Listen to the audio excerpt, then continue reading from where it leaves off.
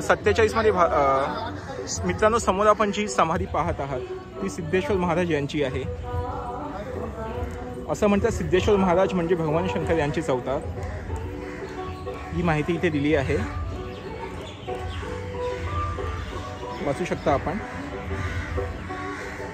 या स्थानाबद्दल लोकांच्या मनामध्ये खूप श्रद्धा आहे। म्हणजे स्थानिक अशी कथा सांगतात की एके वर्षी म्हणजे खूप आधी सलग 3 ते 4 दिवस धुमाकूळ असा पाऊस पडत होता, धुवाधार पाऊस।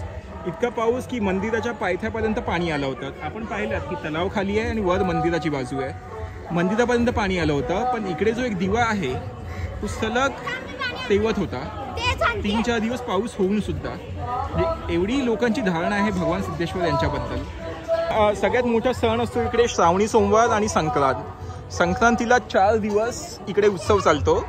त्याच्यामध्ये पहिल्या दिवशी 68 लिंग आहेत, त्यांच्या प्रदक्षिणा होतात। यात मजेची गोष्ट अशी आहे की 68 लिंग आहेत ते सगळे एका रेषेमध्ये नाही आहेत। म्हणजे 4 ते 5 लिंग तुम्हाला एका रेषेत मिळतील आणि एक लिंग तुम्हाला एकदम दूरच्या रेषेमध्ये मिळेल। पण तुम्ही ते लिंग टाळून पुढच्या लिंगाकडे, शिवलिंगाकडे जाऊ नाही शकत। तुम्हाला त्या लिंगाकडे जाऊन मग पुढच्या लिंगाकडे जावं लागतं। आणि अशा प्रकारे ते 68 लिंगाची प्रदक्षिणा म्हणजे जवळपास 14 ते 15 किलोमीटरचा एक फेरा होतो।